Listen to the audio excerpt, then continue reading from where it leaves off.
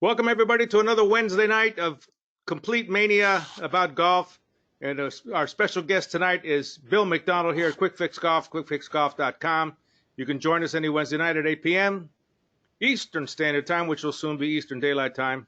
And I'm really excited about having Bill McDonald with us because I take a lesson with this guy. I know he's good.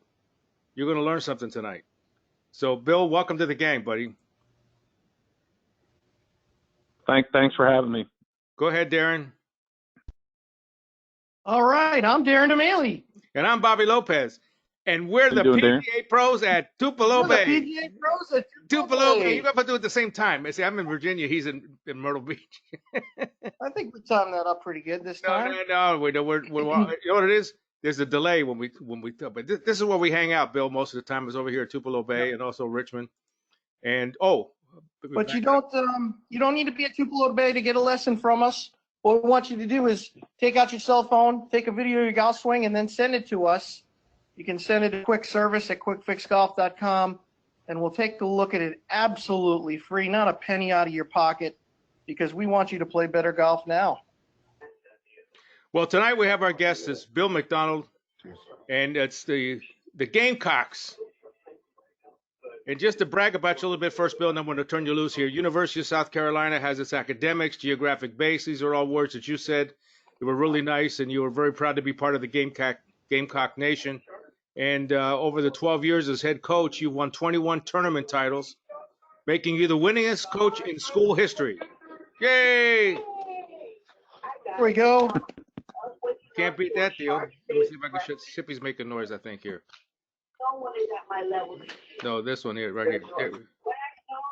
No, I'm going to find who it is here. There it was, Johnson.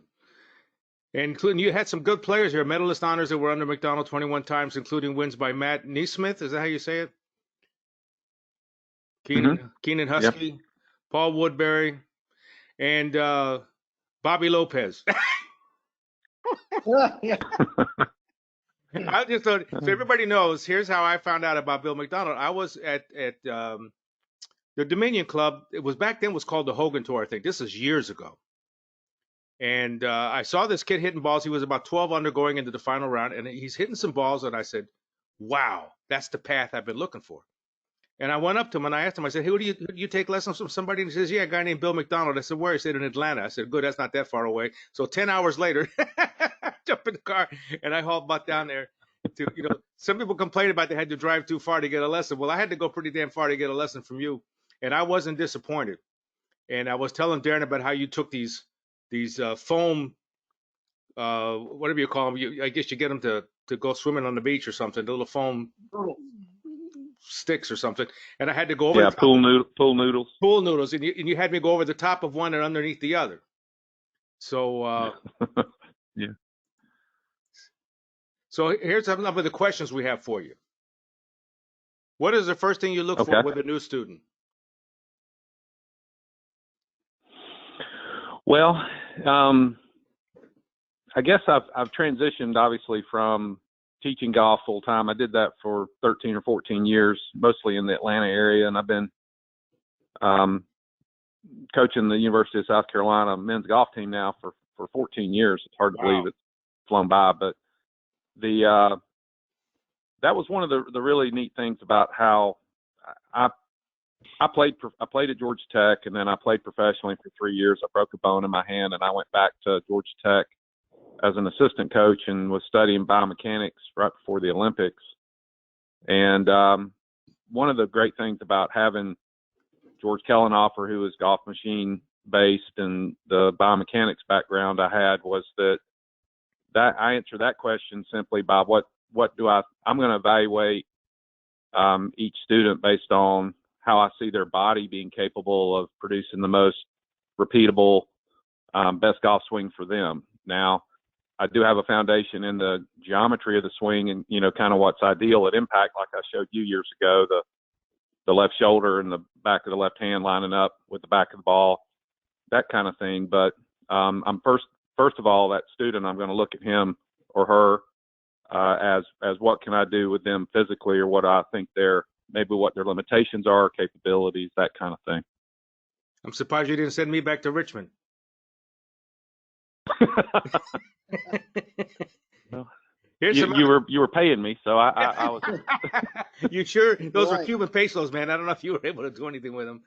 But in order of importance, body, path, club face, which one's first? I think club face. I think that's a close call sometimes, but I think it's hard to accomplish what you want to accomplish in the golf swing without a good club face angle. Go ahead, Darren, chime in.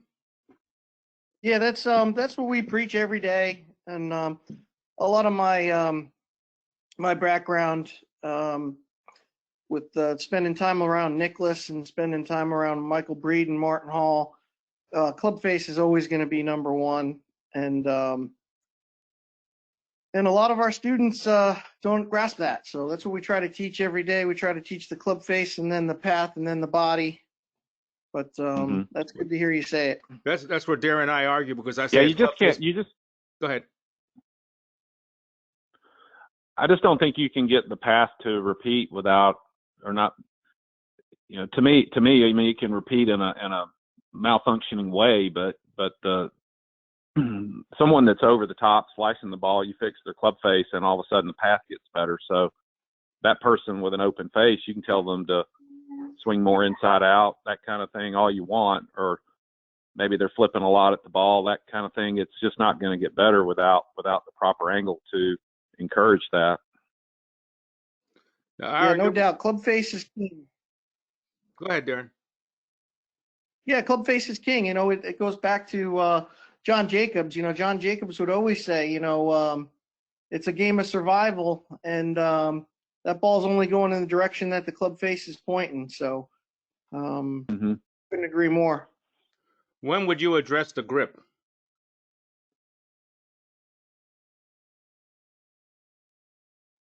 I mean, I've had All-Americans that have some what you would call not fundamentally sound grips. Now, I like seeing a strong grip. I hardly ever change a strong grip, because then you've really got to do some things to the release patterns and all. You can really get in the weeds with that pretty quick if you weaken someone's grip. Be a good player for sure. I've seen extreme cases where that might need to be done. Now, taking someone from weak to stronger can make a difference. I know Matt Neesmith is a good example of someone we strengthened his hands up a little bit on the club over a period of time, but it was a very delicate thing to do.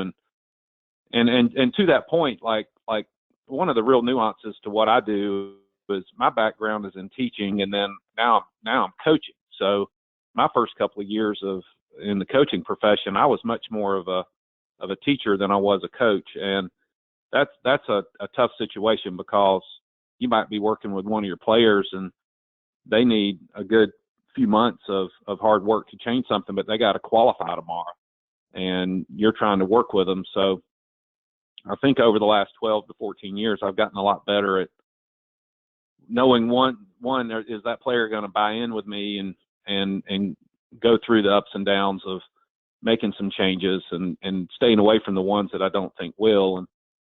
And a grip change with one of my players, a high level college player, would be a potentially disastrous situation if it's not handled the right way. That being said, a beginning player, someone who's needing to learn how to hinge the wrist properly, control the face, can make all the difference in the world. Speaking of the wrists, what is the wrist position? How important is that in the golf swing? We had John Sinclair. I don't know if you know him, but he's done all this studying on the wrist positions and things. And do you take a look at that when you're dealing with somebody, or? I look at the club face. I've seen people with what I would say a bowed wrist at the top, but a square face coming down and square through the ball, or a cupped wrist, which might tend to lead to what classically you would say is open, but then they square it coming down. I've seen bowed wrist at the top, turn a what would be classically called a shut position at the top. Possibly, I've seen them turn that into open coming down. So to me, wrist positions a lot of times are overrated in terms of what it just has to produce a square club face, in my opinion, and different flexibilities. That's a good. That's a good point, Bill. A great example would be Paul Azinger. Super strong grip, Right. super copter extended at the top of his swing, but he had a shut face. Exactly. Right. Now here's and you just covered. I mean, a lot of people would. Go ahead. I think a lot of people would struggle to get in Dustin Johnson's position at the top. I mean, how, imagine somebody out there trying to really bow their wrist like that. I mean, he's just extremely flexible that way, and that's his position, and it produces what I think is a very square look through the ball for him. But I'd probably have a hard time getting most of the people I work with and that I coach into that position. I think you've answered this question, the difference between coach and teacher. There's definitely a big difference there, and I get that. What is the first question you ask when you're recruiting a golfer for your team?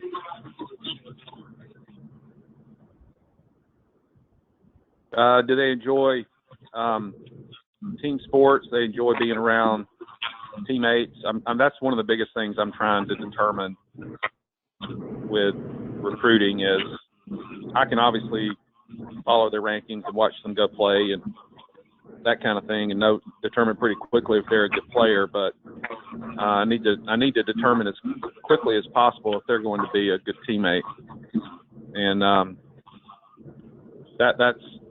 that's what I'm looking for when they come visit, and when I have a chance to spend time around them and their parents. Is do they take their hat off inside? Do they say thank you? Are they on their phone a lot? Do they seem selfish and really self-centered? I mean, that kind of thing. It's got to be a really good player for me to put up with that. Put it that way. To see that, Darren, I guess he wouldn't recruit Patrick Reed. I guess not. What do they call him? Table for one? Table for one. I spent some time around the Harmon family, and that's exactly the way they looked at it. They were looking at finding ladies and gentlemen and teaching them how to play the game more. We're finding them a little bit, but they'd much rather have a ladies or later a gentleman over a really, really strong player. It was important to them. Yeah. That's nice to hear, Bill. We're getting some feedback here. Well, I'm spending a lot of time around these kids, and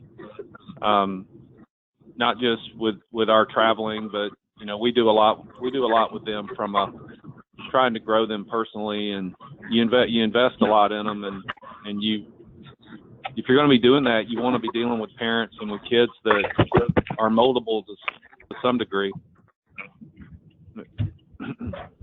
Yeah, that's another aspect that we don't really think about is the parents, right? Is that a difficult thing to deal with?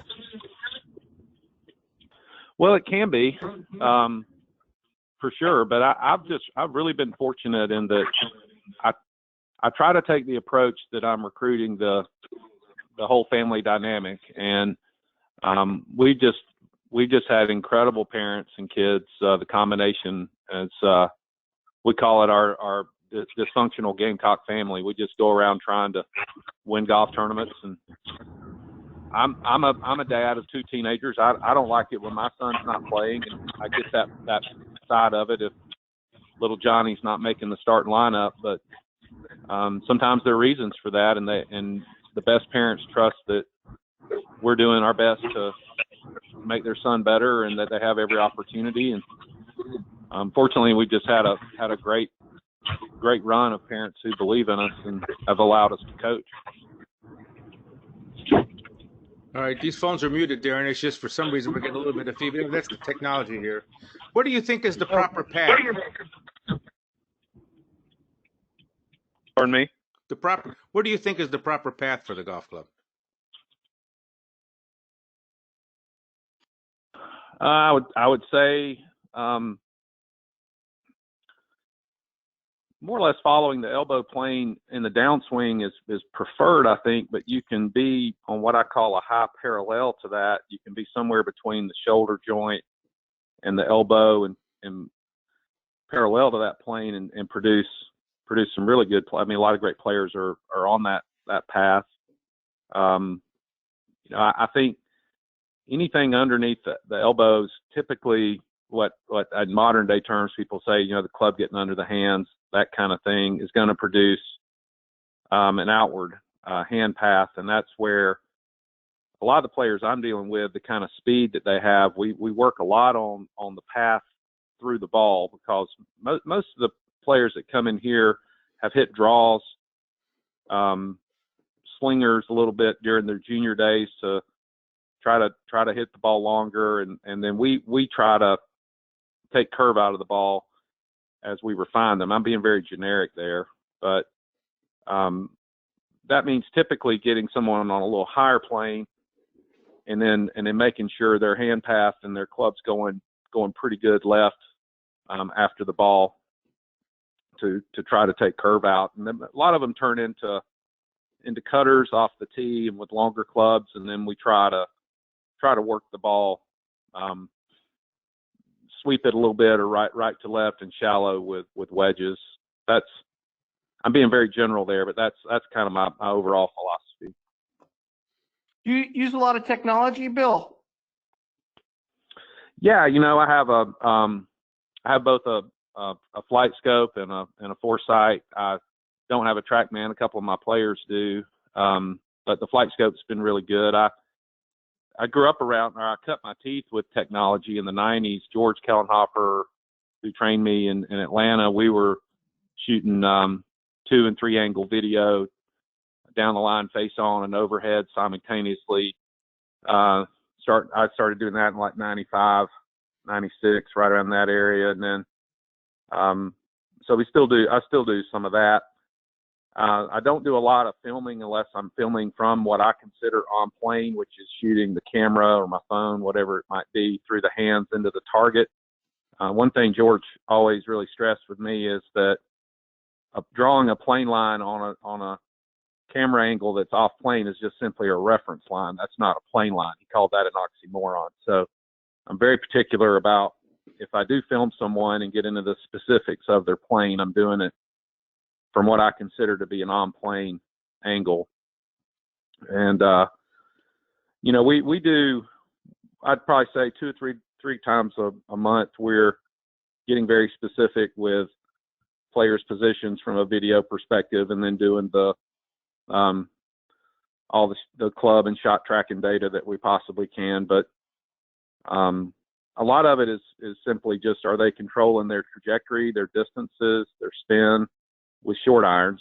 Because that's a lot of these kids that I have hit the ball 310, 320, need a lot of help with their scoring clubs. And sometimes that's not so much technology as just digging it out of the dirt, so to speak, and figuring out how to control those things.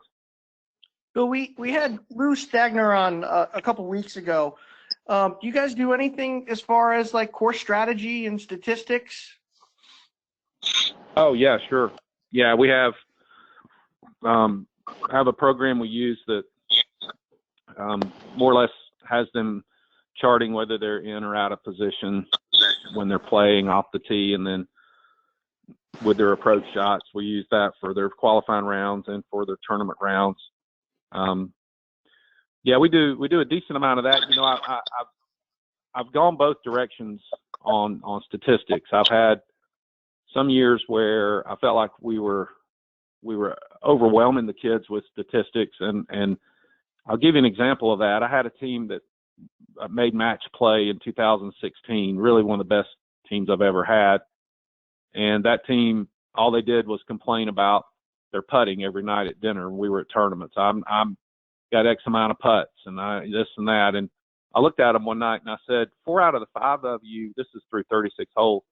I said, 4 out of the 5 of you are averaging over 32 greens for the first 2 rounds of this golf tournament. I said, you're going to have a lot of putts. I mean, Right. And so, but it was, you know, it was getting in their head a little bit. So it's tricky finding the right kind of, as a golf coach, trying to find the right stat program and the data for the entire team. Certain players gravitate toward that just naturally, and it's good for them, and it drives their practice and all that. But another player, it might overwhelm him, make him feel like he's not doing as well. So it's a tricky dynamic there, but we certainly do use it and know it's valuable if used the right way. Let's see if we had another one here. What do you think is imperative versus style?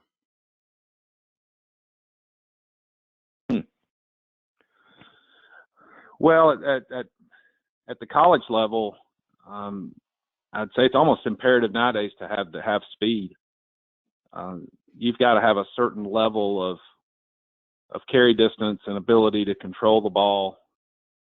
Some of the conditions we play in, the Blessings golf course last year at NCAA's was 7,700 yards long. Wow. With rolling greens and wind, 20-mile-an-hour winds. I mean, that's a hard situation to handle if you don't have speed. Style is something that I would never teach. I would encourage everyone to have their own style and their personal makeup to carry themselves in the way that they're comfortable. I don't mind a player that is a hothead as long as he gets over it before the next shot, and a player that's pretty chill and doesn't seem to have a heartbeat, I'm not going to tell him to really amp it up some. So, but I would say that speed in the college game, I mean, and you're seeing it with the last 10 years, the level of play that's been coming out of college golf and how ready some of these guys are for the professional game. It's a lot of these guys coming out are the ones that have speed. Well, that's according to that Darren. Remember, Lou was talking about. Yep. If you're 280 off the tee, you're in trouble. You got to be 310 and plus on the PGA Tour. You won't. You're just not. You're not in the money. It's become a long ball game. I mean. Yeah, if you don't have that, you better be. It's what we call the freak factor. So when we recruit, just about every player that we chart in recruiting has to have a freak factor, at least one. And what we mean by that is either incredible dynamic speed with the driver, or amazing with wedges, putting, something that really stands out. Maybe it's their attitude. I've recruited players before that I just like the way they walk and carry themselves. I mean, to me that's a freak factor. But that speed element is just so you obviously can't teach that, and then you just take this 18 to 22-year-old, what I call testosterone meets decision making, and you try to take this kid who just thinks he's going to own the world, and you just try to harness it a little bit, and that's really one of the things I've just absolutely loved about coaching college golf is I think I know what those kids are going through in that regard, and it's really fun when you're able to help them. How important is the proper golf equipment? Oh gosh, yeah. I mean, we're mainly a Titleist and Callaway program. I mean, most of our kids are either playing those clubs. We've had both Titleist and Callaway come in, fit our guys. Extremely important. I would say for every level of player, but particularly with the way, and you can really get in the weeds with all that now, right? With the way balls don't spin, what you can do with shafts and how far everybody's hitting it. But it just, I think that fit, especially shafts with the players today and how hard they hit the ball, is extremely important. I have been real impressed over the years with how it seems like everybody's really making a very good iron now. Wedges have gotten better, seems like, overall throughout the industry. But being able to get that right shaft and everything is extremely important at our level for sure. All right. So, yeah, I was going to do this one here. Level of importance. Maybe we'll just skip this. I was going to have you put them in order, but you've sort of gone over that anyway. But let's look at a couple of videos if you want. How's that sound? There we go. Let's get into our V1 here. We use V1. I don't know. What Yeah, I'm just on my phone. Oh, you can't see it on your phone? Yeah, I'm sorry. Yeah, I'm just on my phone calling in. I need to get to a computer. So you don't have if you have one handy. If not, we'll skip this part. But what I can do also is I'm sorry. I didn't. That's all right. That's all right. No big deal. If that's the biggest problem we have in life, we're doing all right, partner. I was going to say. I was really curious about Bobby, your interaction with Bill the first time when you'd kind of described the shaft getting steep on the way back and then shallowing on the way down. What's your premise with that, Bill? Was that kind of a thing you were teaching at the time, or is it still something you think's important? Well, I would say I've evolved a little bit that way. I think the biggest thing is that a player's on plane coming down. And so I've seen plenty of players that would be maybe classically a little bit inside or under going back, but playing the club in the downswing. I think years ago I was a little bit more rigid in my philosophy. And in some ways that was a benefit in the sense that, I built up my 5 or 6 teaching businesses that I had over the years from scratch to, I was given 2,000 to 2,500 lessons a year for several years in a row. And you almost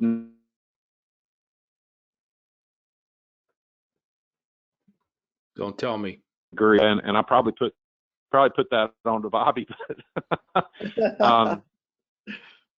I've had several players play for me that I'll be honest, I didn't like their backswing at all. Mark Anderson is a good example. Mark, who's on tour now. My first year, I tried like hell to fix his backswing. It drove me nuts.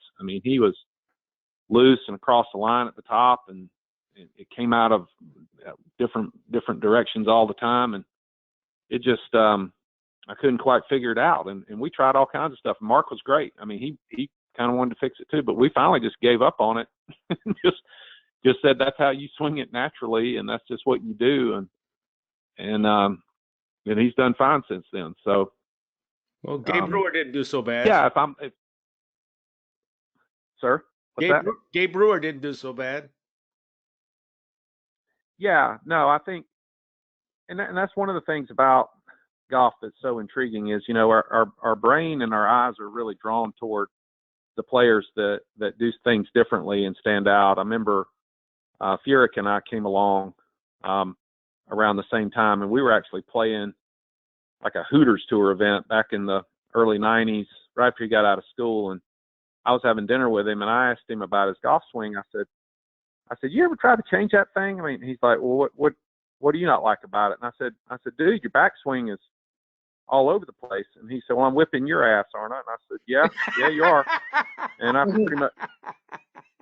pretty much just shut up from there on, So, but I think we have a tendency to look at what's different, what's unique, and apply that. Sometimes those people are just extremely gifted athletes, and it'd be hard to make a living teaching Jim's swing, but it works for him.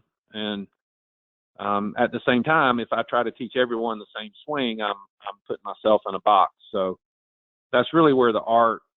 I had such a great opportunity when I was studying biomechanics and developing my teaching style or my knowledge and all, to be around. I remember George Kellenhofer always told me, he said, Bill, he said, I'm just telling you, the people are going to remember how you make them feel. He said they're going to remember that more than what you tell them. And that's how I started building my teaching business, was the interaction with the student and trying to just develop a relationship and a way of relating that we could work together. And that's what I've enjoyed about coaching as well, is you want to go to a teacher where you're obviously going to learn something, but you're paying good money. You want to come out of there feeling pretty good about things as well. Well, I didn't do it. What was the name of that place? The Atlanta. What was it? Atlanta Golf Center. The Atlanta Golf Center. It was some Korean guy or Oriental guy or something was running it, wasn't it?